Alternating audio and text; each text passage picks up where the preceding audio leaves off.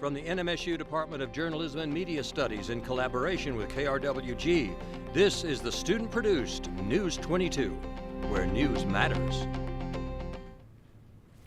Good evening, everyone. I'm Taya Carriola. And I'm Ben Schluttler. It looks like New Mexico is not a particularly good place to start a business. That's according to a new study published by software company TechPon, which ranked New Mexico as the 8th worst state to start a business in. The study analyzed stats from the U.S. Department of Labor and tracked how many businesses founded in 2018 were still open in 2023. In New Mexico, out of the 4,000 businesses started, only a hair over 2,000 made it to 2023. And employment in those businesses dropped by 12.9%, among the highest drops in the nation, 43rd in the country. Missouri ranked the lowest with 44%, and Montana ranked the highest at 58%. New Mexico is asking federal government for $1 billion over 5 years for rural health care. The Centers for Medicaid and Medicare will distribute the money. The goals are to increase the number of rural health care workers and ensure more consistent access to local services. The federal government expects to announce award decisions by December 31st. And Diego Gallegos is going to be next with our first look at weather. Thanks, guys. Well, just like you, I am fed up with these hot temperatures. Definitely want to see it begin to transfer into some of that Christmas weather. But first, let's go ahead and take a live look outside of Milton Hall, New Mexico State University. As you can see, that moon shining bright in the background, but definitely really, really dark. A little bit of wind out there, but overall not really much going on. So if you were planning on enjoying an evening walk, now is definitely the perfect time, or an hour or two ago when you could beat that sunset. Take a look at some of the current conditions that we are having today in Las Cruces. As we can see, clear skies happening, temperature at 67 degrees, so a little bit cooler than we are normally used to. 9-mile-an-hour winds traveling at west-southwest. That is definitely fun to say. And it was a little bit drier down here in the borderlands, so you can see 9% humidity, that dew point all the way down to 17 degrees, and then finally that barometer rounding us out at 30.02 inches. Now, taking a little bit of a deeper look into some of the statistics that we were looking at today, our high was 83 degrees, a low of 45, which averaged out to a nice 70 degrees. But can we get some confetti out? Where is the Guinness Book of World Records? Because we beat the world record for the highest temperature today in Las Cruces on November 6th. That was set all the way back in 2023 at a high of 82. And then not sure what was going on in 1959, a low of 20 degrees, definitely really, really chilly out there. We had no rain today, so that leaves our yearly rain precipitation at just under 9 inches. Now don't go too far, because in a little bit I will be showing you how some of those colder temperatures are affecting the rest of the nation. But first, let's check in back with Ben Tahek at the desk. Stay tuned. Diego will be back with your national weather forecast.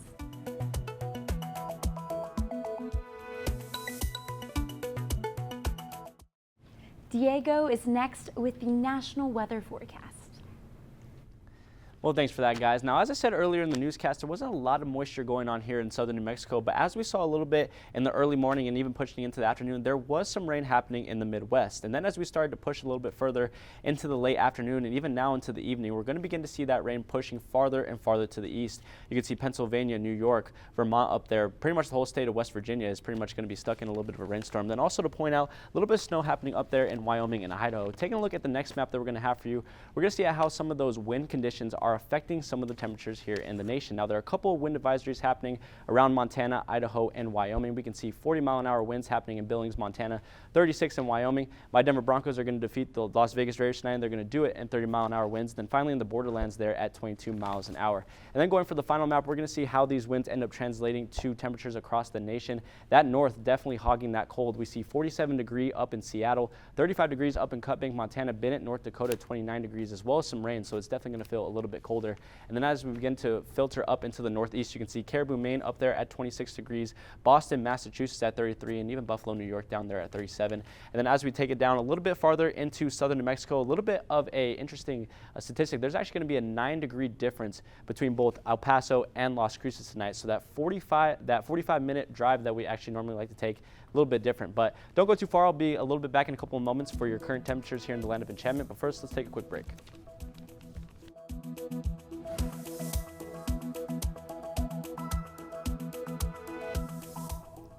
Welcome back to News 22. Let's go ahead and take a look at how some of those temperatures are forming across the land of enchantment. So here today we can see Farmington at a nice 66 degrees, State Capitol at 65, Albuquerque at 74, heading out east to Clovis, a little bit of a warmer 81, as well as Roswell down there at 83. Socorro at 77. Rio Doso, a little bit cooler than normally some of the other cities at a nice 69. Las Cruces and Deming both matching each other at 81 on the day. And then heading into tomorrow, it's going to be a little bit of cooler temperatures going on. Farmington at 64, the state capital also at 64. My folks over in Albuquerque enjoying nice 71-degree weather. Down in Socorro at 73, Gallup at 68, Rio Doso at 70, Roswell at 75, Las Cruces at 80, and then Deming one-upping us at 81 degrees. Now heading into some of the neighboring cities around Las Cruces, we're going to see a lot of clear skies happening, so sorry if I sound like a broken record. 45-degree low tonight in Alamogordo, clear skies, 77-degree high with sunny skies as well. Heading into Truth or Consequences, probably the best name for a city I've ever heard. 46-degree low, clear skies, a high of 78 tomorrow with sunny skies as well. Then moving into Silver City, 45-degree low, clear skies, 74-degree high with sunny skies. And then if you couldn't get enough of clear skies, I have a little bit more for you. 45-degree low here in the city of the Crosses with a nice hot 80-degree high. Now don't go too far, because a little bit later in the newscast, I will show you what is happening in Las Cruces over the next 5 days. But first, let's go for more news back at the desk. And Tristan is going to be next with sports. Thanks, Ben. RIP mustache. However, are y'all ready for homecoming? I know I am. Keep those eyes glued to the tube, because News 22 Sports is next.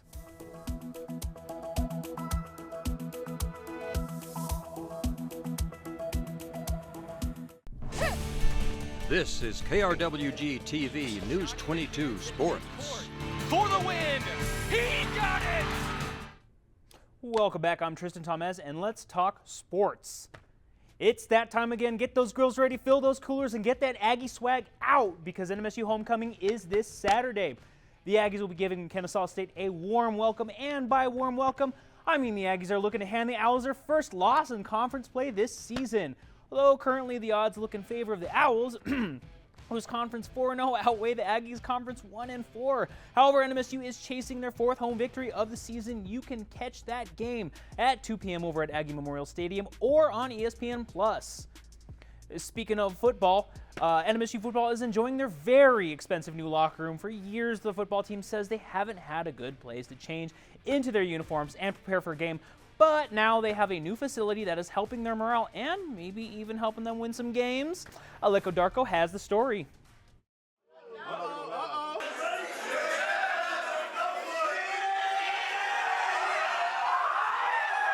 The Aggies opened the doors to their brand new football facility for the first time on September 17th. The locker room played a big part in our win against Sam Houston. It was cool because it just added a different atmosphere being in a new space. The facility cost $15.75 million. $15 million came from student bond fees, with the remaining $750,000 from capital outlay appropriations from the New Mexico legislature. Construction started in May 2024 and finished just a few weeks ago in September 2025. The estimated completion date was originally August of 2025 before the beginning of their season. While the school did not quite meet this completion date, the athletes found it well worth the wait.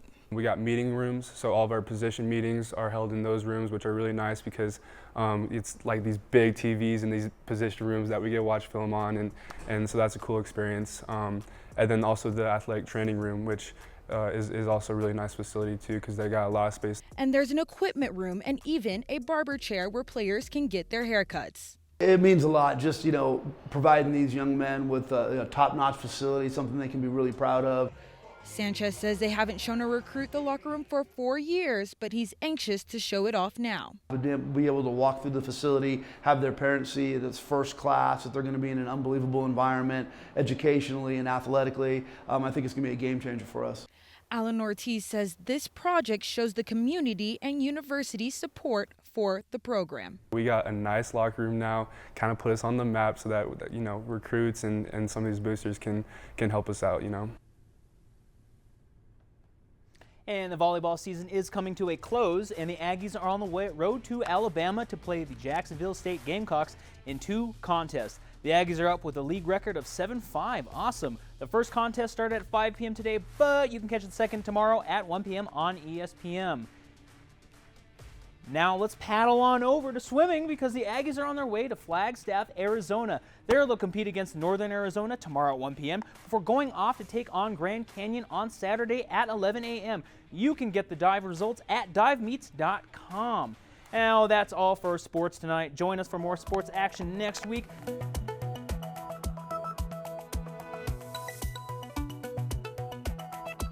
And that's going to be all for News 22 Thursday. Thank you everyone for joining us tonight. But don't go too far. Tune in next week, but don't go too far because Gabby is next with Noticias 22 en Español. I'm Taya Carriola. And I'm Ben Schildern from the whole News 22 team. Taya, Diego, Tristan, and myself, have a great night.